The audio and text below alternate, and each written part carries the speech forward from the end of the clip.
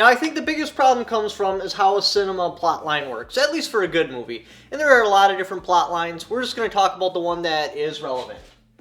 So you got the Who. That's when you're introduced to the character. You get a little bit of backstory. That's like where the movie Behind Enemy Lines is eating the snow, just so you can get some sort of personal relationship with the character. Very slowly, I put snow in my mouth. Then you got, why can't they accomplish their goal?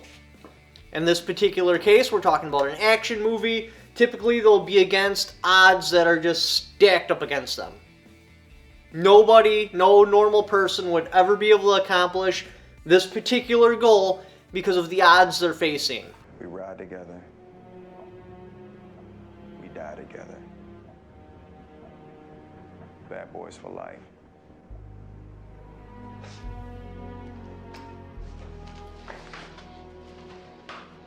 We just gotta do it ourselves, man. Then you got overcoming their goal. Now they do this in lots of different ways. You could do a superpower, you can do it so they're like somehow smarter than everyone else and they're capable of figuring something else out or seeing something no one else can see. Typically in action movies, they get guns with superpowers.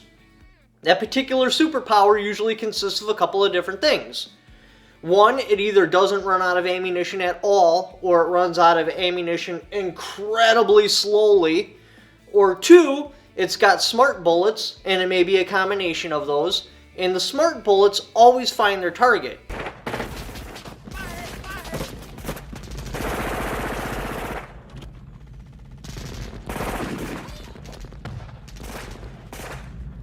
We come back to the question, are machine guns dangerous? Yes, all firearms are. Same with scissors, knives, machine guns are dangerous. But the real question isn't, are machine guns dangerous? Are they more dangerous than a semi-automatic firearm? Because a machine gun has some advantages, but it has a pile of disadvantages.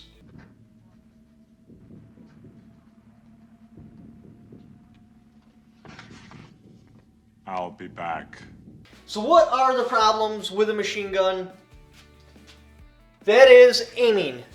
Unfortunately, firearms, contrary to action movies, you physically need to point the firearm directly at what you want to hit. No exceptions.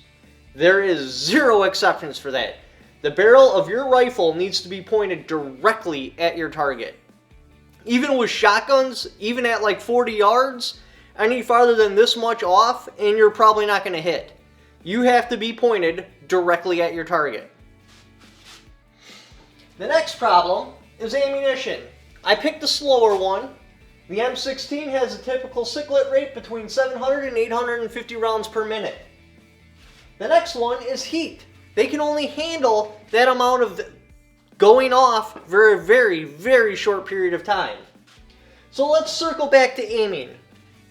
Let's pretend you found a magic beta magazine. People don't use beta magazines because they're ridiculously unreliable and they're extremely fragile. They break really, really easy. But we're going to say you found a magic one, or you're one of the very few people that bought one that actually works. That's a 100-round magazine. What are we looking at here? And remember, we're talking about aiming. If you were to line all the bullets up out of that entire magazine in a straight line, having them touch end to end, how much surface area would you actually cover? That would be 22 inches, this big. That's the entire magazine, bullets end to end. That's how much you would cover. Well, it doesn't really matter because, you don't shoot in a straight line. It's going to be more spread out. So what would it cover squared?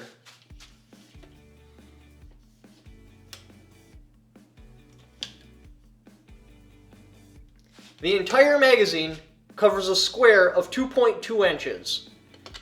So this idea that's been put into our head that this bad guy goes into a place and there's people there and he just sprays in their general direction and they all fall over dead is completely wrong. It's ridiculously wrong. So let's spread this square out, this 2.2 inches. We'll spread each bullet out equally over, say, I don't know, a 10-foot section, which is roughly what's in frame right now, a 10 by 10. That would be one shot every foot. Spread it out equally, covering the distance equally. I could stand here in between shots. That's 1 foot, 12 inches. So there'd be a shot here and a shot here. That's spread out equally. In real life, don't work like that. Realistically, what's going to happen is you're going to have like 30 of them right there. They're going to stitch across here, and then you're going to have another 30 up here, then maybe a partial line coming back across, and then they're out of ammunition. Because full autos are very hard to control.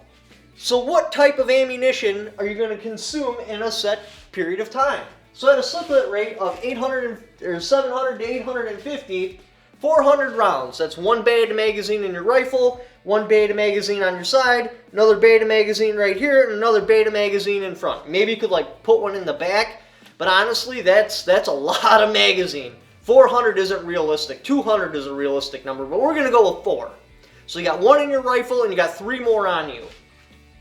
That gives you, in full auto, 30 seconds of trigger time. That's it. 30 seconds and you've chewed through 400 rounds of ammunition. The realistic 200 rounds, 15 seconds of trigger time. At 400 rounds, you're looking at 13 pounds. Now you're never going to exceed this because typically the firearm melts down on full auto between 500 and 1,000 rounds depending on how much time you have in between your magazines. But obviously, you know, what they're worried about is some sort of person going into a place where firearms aren't allowed and causing hell. So they're going to be dumping their magazines as quickly as possible. So there's really no point in carrying any more than 400 rounds because that's when your plastic handguard falls off, your gas tube bursts, at like somewhere over 500 rounds your barrel explodes. Very short period of time. 200 rounds, 15 seconds on the trigger. 400 rounds, 30 seconds on the trigger. That's a very, very short amount of time. So, what is more dangerous, a full auto or a semi-auto? Again, remember, you have to be pointed directly at the target. It doesn't matter how fast you can expel projectiles, it's how fast you can aim your sight on the target. Well, the advantage of a semi-auto is your sight is what's dictating how fast the trigger is pulled. So the faster you can get your sights on the target, the faster your gun fires because you pull the trigger after your sight is on the target. And you can time the cyclet rate, or it's not really cyclet rate in a semi-auto, but you can time the rate of fire to how fast you can aim the rifle. With a full auto, it doesn't work that way. You might be able to aim at the first person, but as soon as you get on the trigger, it starts going crazy. That is a huge, huge problem with full auto. That's why the military doesn't use it anymore. They'll have 2 gunners with some sort of belt-fed machine gun, and that's their full auto. Everyone else gets semi-auto. And even then, their accuracy rate, there's different studies, but the lowest one I ever seen was 50,000 rounds of small arm ammunition fired per 1 enemy bad guy killed. That's insane. That is a terrible accuracy rate. But I've seen studies that went up as high as 250,000 rounds for 1 bad guy killed. Because full auto is incredibly inaccurate. It's not like you see in the movies where you can spray in a general direction and everything is hit. You got to remember, each projectile takes up a very, very small amount of space. So unless you're deliberately putting that barrel directly over your target, you're not going to hit. Because if your barrel's aimed right here, as soon as you start firing, it's going to climb. And then you're going to compensate over. And then you're going to have to bring it down, and then back over.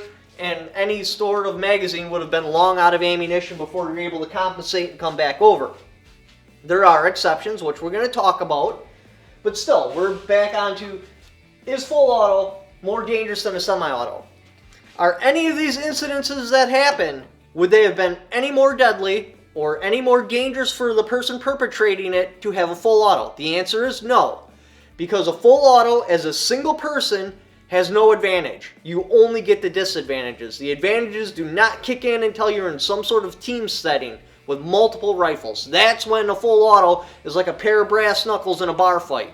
That's when it really makes a difference. But as a standalone person, there's zero advantage to going to full auto. Alright, so what are the advantages of a machine gun? How can I go on for probably at least 5 minutes into this video talking about how much full auto sucks and how there's no advantage, and now I'm going to talk about advantages. Again, that goes to a team setting. You have your typical formation. This guy and this guy would have some sort of belt-fed machine gun. We're not talking about a full auto AR-15, we're talking about a dedicated belt-fed, like a SAW with a tripod, a very heavy rifle, something where climbing isn't as big of a deal. Because the rifle's so heavy, they can zero it in, they can walk their shots into the target. So what would happen is they'd be on their little patrol, and they'd get ambushed. Or something would happen, they'd see a bad guy. That's the easiest way to put it. Your people would shoot at that, and let's pretend he gets behind some sort of cover. Well, now your two people on the end here, they take turns firing. It's like, and the idea is to keep continuous fire over the top of the enemy and freak them out to the point where they freeze up, and every time a burst goes off, they're like, and they just sit there while your other team members maneuver into a better position to either circumvent the cover or defeat the cover somehow, or you hold them there until air support comes in. That is where a machine gun shines. In a team setting like a militia or something like that, that is where a machine gun is insanely important. Again, like I said before, it's like pulling out a pair of brass knuckles inside of a bar fight. Changes the whole scene. As a single person, because of the ammunition consumption, the weight of carrying all that ammunition, how ridiculously inaccurate it is, zero advantages. Team setting, oh yeah, you need machine guns in some sort of team setting. Again, like a militia, some sort of military force, some sort of police force. That is where it is required. Now, a lot of it, why in this particular hypothetical situation where somebody goes into like a shopping mall is extremely bad, is because of your compromised shooting stance. Yeah, on a bench, a tripod, something like that, even at a decent range, you're going to be ridiculously less accurate, but you can in fact get rounds on target. Even standing up in a solid shooting stance, you can get rounds on the target. The problem is, these are my legs. Once they get closer than my shoulder width apart, or they cross, I'm off balance. So I would either have to walk, and I'd be off balance, off balance, off balance, off balance, back on balance. Or I'd have to do something like this. And don't let my legs cross. That's a little bit impossible to do when all your targets are running away from you at maximum speed. On a full sprint, you can't walk like... No, you have to run at them as fast as you possibly can, so you'd be starting here, off balance, off balance, off balance, on balance. This is when you may get shots on a target. Off balance, off balance. Like 75% of the time, maybe 90% of the time, you're off balance. You'd be lucky not to fall over from the burst of it. Because remember, it's no longer timing when you get your sights on target to your rate of fire. It's just going off on its own will. Just, there's no timing there. It doesn't care where your sights are because you're not controlling it. It's just going. The really big argument I've seen against this, especially in our own community, if they legalize machine guns, then bad guys would have machine guns that would use them in some sort of ambush situation or something like that. You have no idea. Seriously, when I was looking for the rare breed case, before I asked for your guys' help and you guys found it for us, speaking of crazy things you guys need to look into rare breed triggers. Heard some pretty crazy rumors. I haven't seen anyone cover it, but if the rumors are true, quietly, secretly into the night, somebody's getting prosecuted with a rare breed trigger to be a machine gun. I've looked for the case. I can't find it. We spent probably a month trying to find this because I heard a rumor, but I needed to confirm it before anybody made a video.